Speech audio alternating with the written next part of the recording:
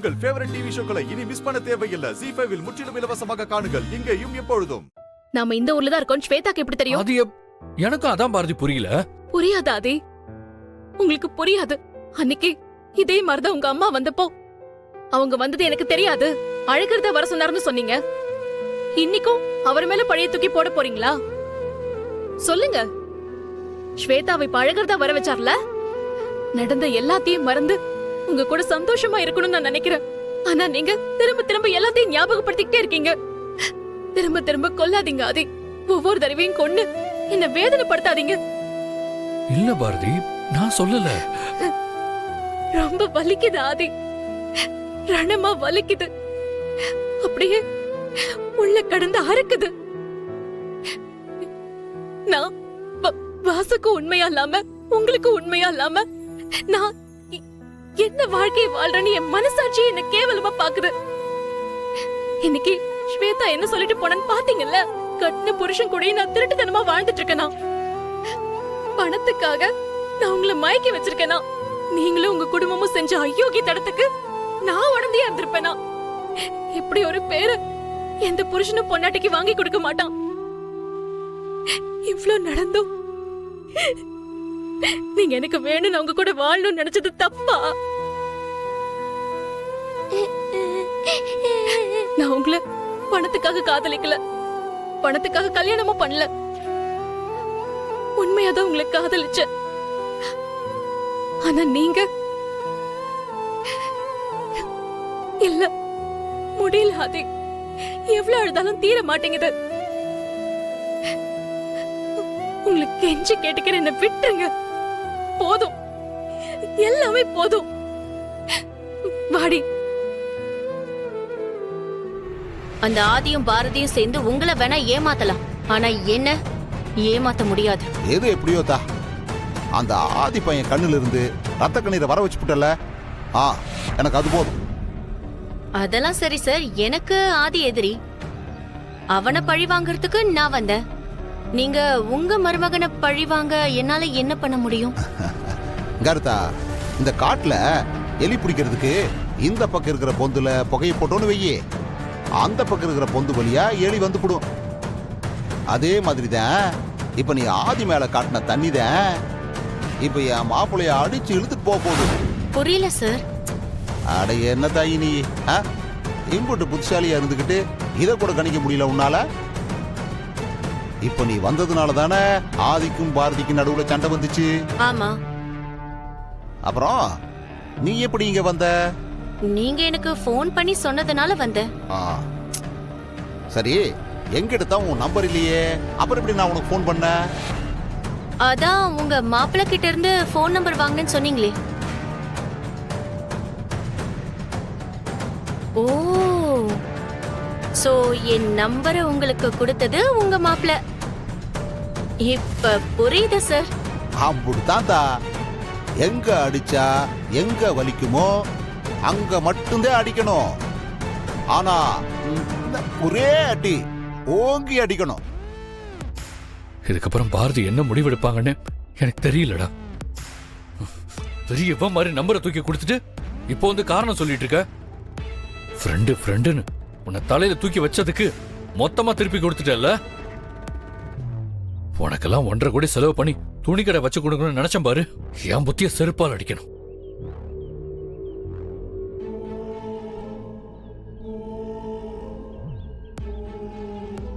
என்னடா சொன்ன? இப்போ என்னடா சொன்ன? என்ன பணக்கார புத்தியை காட்டுறே நீ? எனக்கு அன்னைக்கே தெரியும்டா. என்னதான் பழக்கினாலும் நீ ஒரு நாள் பணம் கொடுத்தத சொல்லி காட்டிடுவேன் தான் நான் அவ்வளோ நாள் வேணாம் வேணாம் வேணான்னு சொல்லிட்டு இருந்தேன். எதுக்குடா வற்புறுத்தி கொடுத்த நீ?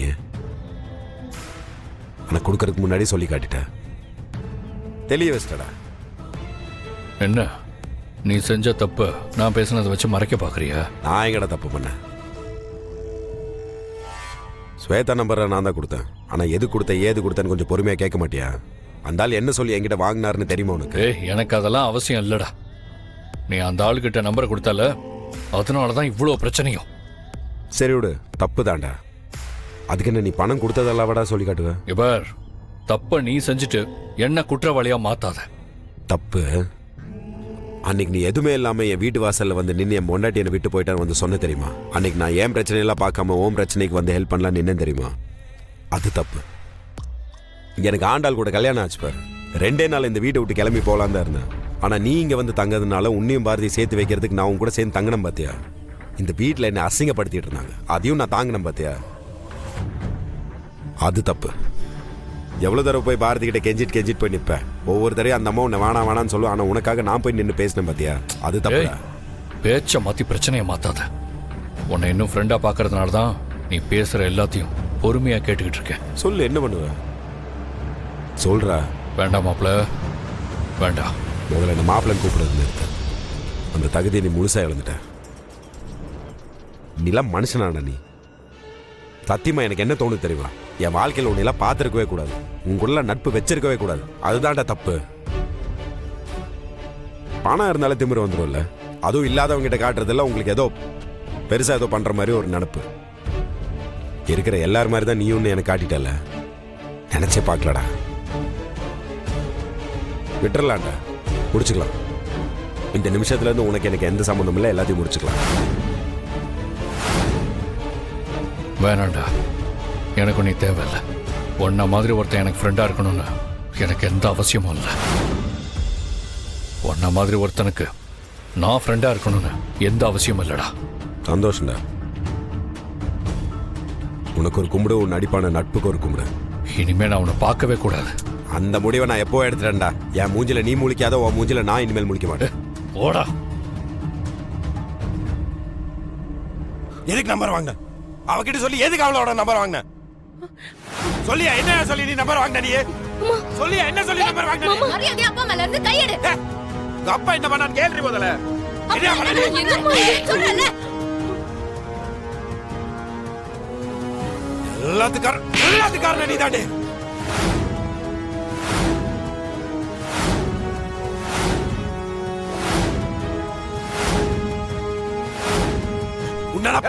என் முன்னாடி என் பொண்ணு மேல கை வைப்பேன் நீ. கையே வைக்க செம்ம கடுப்புல இருக்க நான். என்னடா பண்ணுவீங்க?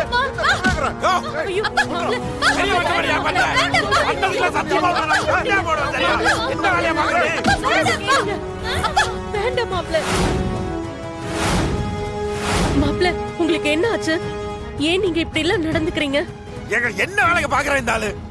கொஞ்சம் கொஞ்சமா கட்டி வச்ச கோட்டையை இந்த ஆளு ஒரே நாள் அடிச்சு உடைச்சிட்டான். ஹே, இத பாரு, என் அப்பாவை வாடா போடன்னு சொன்னேன்னு வச்சுக்கோய, உனக்கு மரியாதை கெட்டுரும். பாத்துக்கோ. அடுத்தவன் குடும்பத்தை கெடுக்கணும்னு நினைக்கிறேன் இவனுக்குலாம் என்னடி மரியாதை வேணும் கிடைக்க? ஏய், யாரா குடும்பத்தை கெடுத்தா? அந்த ஆதியும் பாரதியும் நல்லா இருக்கணும், ஒன்னா இருக்கணும்னு நினைச்சோண்டா நானு. கிழிச்சடி ஆதி பாரதியும் நல்லா இருக்கணும்னு நினைச்சேன். ஒன்னு அடி பாரு, உன் நடிப்புல அவன் போட்டு நான் நம்ப மாட்டேன். பிளான் பண்ண மாதிரி என்னையும் ஆதி பிரிஸ்டல் நீ. ஜீ5 ஆப்பை டவுன்லோட் செய்து அனைத்து எபிசோடுகளையும் இலவசமாக பாருங்க.